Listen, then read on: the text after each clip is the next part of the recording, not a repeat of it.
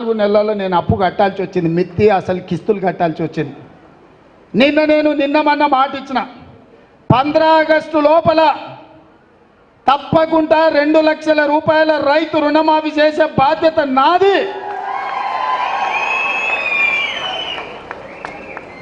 సేవాలాల్ సాక్షిగా, బావోజీ సాక్షిగా నేను మాట ఇస్తున్నా, 15 ఆగస్టు లోపల నేను మీ రైతు రుణమాఫీ చేస్తాను.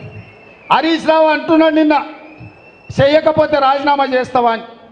నేను హరీష్ రావుకు సూటిగా కేసీఆర్ సవాలు విసురుతున్నా, 15 ఆగస్టు లోపల రుణమాఫీ నేను చేస్తా.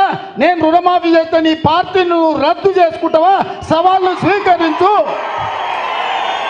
15 ఆగస్టు లోపల 2 లక్షల రుణమాఫీ చేసి చూపిస్తా. అక్కడి సూర్యుడు ఇక్కడ మొరిచిన, భూమి ఆకాశాలు తలకిందులైనా, కేసీఆర్ ఫామ్ హౌస్లో ఊరేసుకొని సచ్చిన 15 ఆగస్టు లోపల రైతులకు 2 లక్షల రుణమాఫీ చేస్తా. చేసిన మరుక్షణమే నీ పార్టీని నువ్వు రద్దు చేసుకుంటావా? నా సవాల్ను స్వీకరించు హరీష్ రావు. పోయి నీ మామని అడుగు.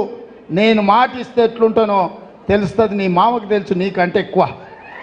అందుకే ఇవాళ చెప్తున్నా, ఈ వేదిక మీద నుంచి ఏ రైతు ఆధైర్యపడాల్సిన పని లేదు, ఏ రైతు బాధపడాల్సిన అవసరం లేదు. నేను బ్యాంకు వాళ్ళకు కూడా చెప్తున్నా, రైతులకు నోటీసులు ఇస్తున్నట్ట డిసిసిబి బ్యాంకు వాళ్ళు. ఎవరు మీరు అట్లాంటి అతిగా వ్యవహరించొద్దు.